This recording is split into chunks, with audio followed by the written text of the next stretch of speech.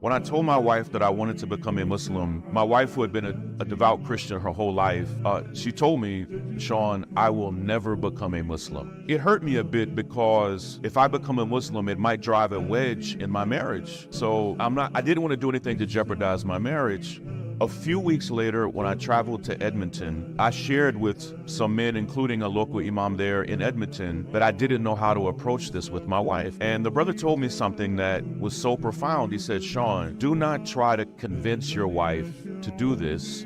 He said, it's more likely that you will mess it up than anything else.